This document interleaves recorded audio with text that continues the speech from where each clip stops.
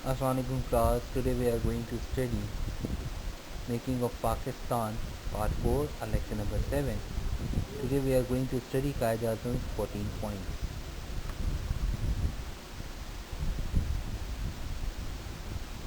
Qaid-e-Azam محمد علی جناح نے Nehru report کو refuse کیا تھا، اور نہرو رپورٹ کو اس لیے ریفیوز کیا تھا کیونکہ جو ایگریمنٹ لکھنؤ فیکٹری آل انڈیا مسلم لیگ اور انڈین نیشنل کانگریس کے بیچ میں ہوا تھا، اس سے نہرو نے جو ہے وہ ڈینائی کر دیا تھا، اس کو ختم کر دیا تھا، جس کے اگینسٹ میں قائد اعظم محمد علی جناح نے 14 پوائنٹس پیش کیے in 1929. Point number 1. The form of the future constitution should be federal, with the residuary power vested in the provinces. اس کا مطلب یہ تھا کہ جو بھی فیوچر کانسٹیٹیوشن یا آئین بنے گا جس کی بیسس پہ گورنمنٹ کو رن کیا جا سکتا ہے، وہ فیڈرل بیسڈ ہوگا، اور جو پاور ہوگی وہ پروونسز کو دے دی جائیں گی۔ پاورز کیسی ہوں گی؟ سیکنڈ پوائنٹ قائد اعظم نے مینشن کیا، a uniform measure of autonomy shall be guaranteed to all provinces, یعنی ایک جیسی پاورز تمام صوبوں کو ملے گی، اس میں کسی بھی پروونس کو نہ زیادہ ملے گی نہ کم ملے گی، سب کی ایک ایکول پاور ہوگی۔ ان پوائنٹ نمبر 3 کہ لیجسلیچرز جو ہوں گے ان دا کنٹری وہ الیکٹڈ ہوں گے ایک ڈیفینٹ پرنسپل کی بیس پہ، یعنی ان کا ایک بیس ہوگا کہ جس کی وجہ سے وہ الیکٹ ہوئے ہوں گے، اور ان کا ایک پرٹیکولر ٹائم ہوگا، ٹھیک ہے۔ اور ایسا نہیں کیا جائے گا کہ ہم کسی بھی مائنورٹی کو ریڈیوس کر دیں اور کسی میجورٹی کو ریڈیوس کر دیں، یا کسی مائنورٹی کو نمبرز کو چینج کر دیں۔ ہمیں بوتھ میجورٹی اینڈ مائنورٹی دونوں کو رسپیکٹ کرنا ہوگا۔ Muslim representation in the central legislature should not be less than 1/3، یعنی جو سینٹرل لیجسلیچر ہوں گے، جو لوگ فیڈرل کانسٹیٹیوشن میکنگ میں ہوں گے، جو نیشنل اسمبلی کے، ہماری جو نیشنل اسمبلی ہوتی ہے، جو بھی سینٹرل لیجسلیچر ہوں گے، اس میں مسلمانوں کی تعداد جو ہوگی وہ 1/3 ہوگی، اٹ مینس 33% مسلمان ہوں گے اس اسمبلی میں، سینٹرل اسمبلی میں۔ سیپریٹ الیکٹورل سسٹم، یعنی ہر ایک کمیونٹی کو یہ حق حاصل ہے کہ وہ اپنی ود دا باؤنڈری جو ہے، اگر وہ مسلم ایریا ہے فار ایگزامپل، اور اس میں مسلمانوں کی پاپولیشن زیادہ ہے، تو وہ کسی بھی پارٹی سے کوئی بھی الیکشن کنٹیسٹ کرے گا، لیکن وہ مسلمان ہوگا۔ اگر مسلم ایریا تو وہ مسلمان ہوگا، اگر ہندو ایریا تو وہ ہندو ہوگا، یعنی آل انڈیا مسلم لیگ کا بھی ممبر مسلمان ہونا چاہیے، انڈین نیشنل کانگریس کا بھی ممبر مسلمان ہونا چاہیے، تاکہ اس ایریے کی ٹرو ریپرزنٹیشن ہو سکے۔ اگر وہ کمیونٹی چاہے کہ وہ سیپریٹ الیکٹورل سسٹم پہ الیکشن کنٹیسٹ نہیں کرنا چاہتی، تو پھر وہ جوائنٹ الیکٹورل سسٹم پہ جا سکتی ہے۔ جوائنٹ الیکٹورل سسٹم یعنی جس میں سارے لوگ ایک ساتھ الیکشن کنٹیسٹ کرتے ہیں۔ Any territorial redistribution that might at any time be necessary shall not in any way affect the Muslim majority in the Punjab, Bengal and the North-West Frontier Province، یعنی ٹیریٹوریل ڈیمارکیشن، یعنی boundaries کو نہ چھیڑا جائے، boundaries کو نہ change کیا جائے، جس کی وجہ سے جو مسلم پاپولیشن ان پنجاب، بنگال اور نارتھ ویسٹ فرنٹیئر پروونس وہ افیکٹ ہو، کیونکہ اگر ایسا کیا جائے گا تو نمبرز چینج ہو جائیں گے۔ فار ایگزامپل، اگر مسلم میجورٹی ہے ان پروونسز میں اور باؤنڈری کو چینج کر دیا جائے تو نمبرز میجورٹی سے مائنورٹیز میں جا سکتے ہیں۔ تو اس طرح کی ڈیمارکیشن، اس طرح کی ٹیریٹوریل ریڈسٹریبیوشن سے قائد اعظم نے منع کیا۔ Point number 7، full religious liberty, that is liberty of belief, worship and observance, propaganda, association and education shall be guaranteed to all communities.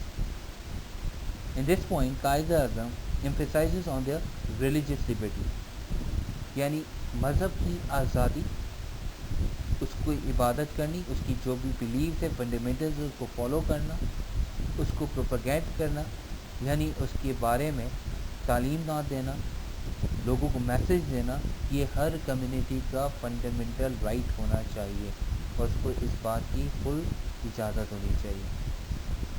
Point number 8. No bill or resolution or any part thereof shall be passed in the legislature or any other elected body if 3/4 of the members of any community in that particular body oppose it as being injurious to the interests of the community, or in the alternative such other method is devised as may be found feasible and practicable to deal with such cases.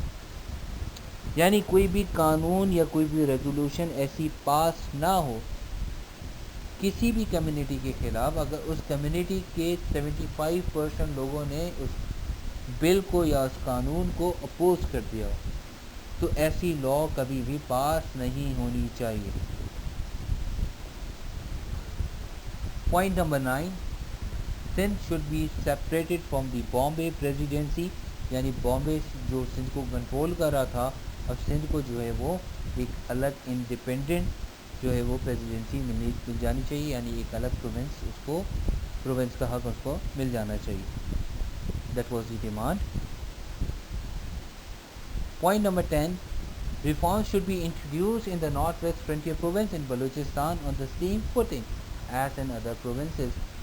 Us point پہ قاعدہ اعظم demanded that کہ جو reforms باقی provinces میں ہو رہے ہیں, similarly ویسے reforms بھی جو ہیں وہ نارتھ ویسٹ فرنٹیئر پروونس یعنی آج کا کے پی کے اور بلوچستان میں کیے جائیں.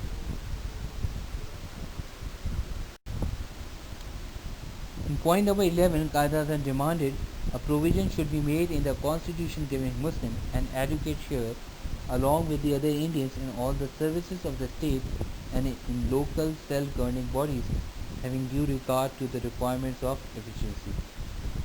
It means کہ مسلمانوں کو بھی حق ملنا چاہیے کہ وہ سول سروسز میں آئیں, ان کو بھی ان کا شیئر ملنا چاہیے جیسے دوسرے انڈینس کو ملتا ہے, اسی طریقے سے مسلمانوں کو بھی یہ حق ملنا چاہیے تاکہ وہ آ کر سیلف گورننگ باڈیز کا حصہ بنے.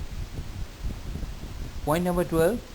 The Constitution should embody adequate safeguards for the protection of Muslim culture and for the protection and promotion of Muslim education, language, religion, personal laws and Muslims charitable institutions, and for their due share in the grants and aid given by the state and by self-governing bodies.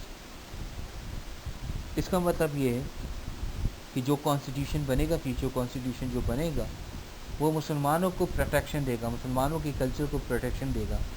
جیسے آپ سب کو معلوم ہے 1857 کی war of independence کے بعد مسلمانوں کی جو رائٹس تھے اس کو وائلیٹ کیا جاتا تھا, ان کی ایجوکیشن جو تھی اس کو خراب کر دیا گیا تھا, اس میں جو ہے ایسی چیزیں لے کر آ چکے تھے, ہندی لینگویج کا پروموشن ہو رہا تھا, اردو لینگویج کو جو ہے وہ ڈیفیم کیا جا رہا تھا.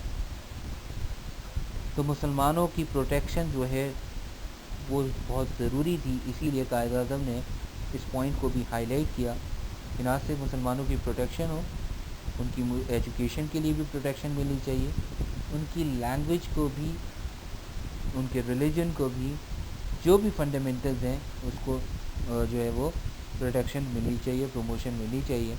اور جو مسلمانوں کے چیریٹیبل انسٹیٹیوٹس ہیں ان کو بھی جو ہے وہ امداد ملنی چاہیے اسٹیٹ کی طرف سے, یا وہ باڈیز جو کہ سیلف گورننگ ہے یا وہ کوئی بھی باڈی ہے اس کی طرف سے کوئی بھی اگر امداد ملتی ہے, ایڈ ملتی ہے, تو وہ اس پہ اسٹیٹ کوئی رکاوٹ نہیں ڈالے. In point number 13, no cabinet, either central or provincial, should be formed without there being at least 1/3 of Muslim ministers. یعنی کوئی بھی پرائم منسٹر بنتا ہے یا چیف منسٹر بنتا ہے, اس کے جو منسٹرز ہوں گے ان کی 1/3 جو ہوں گے یعنی 33% should be Muslims. ایسا نہیں ایسا اس لیے کیا گیا تاکہ مسلمانوں کی ریپریزنٹیشن ہو سکے, کیونکہ انڈیا کے جو مسلمان تھے وہ سیکنڈ موسٹ پاپولیشن تھے ان انڈیا, آج بھی ایسا ہی ہے, نمبرز ایسے ہی ہیں. تو اس کی پروٹیکشن کے لیے ضروری تھا کہ 1/3 مسلمس کو جو ہے وہ منسٹرز بنایا جا سکے. Point number 14, no change shall be made in the constitution by the central legislature except with the concurrence of the states constituting the Indian Federation. یعنی کوئی بھی چینج کانسٹیٹیوشن میں نہیں کیا جائے گا سینٹرل لیجسلیچر کی طرف سے سوائے اس کے جو کہ اسٹیٹس کے میٹر ہوں گے جو کہ انڈین فیڈریشن کے انڈر آئیں گے. That's all for this lecture. Thank you very much.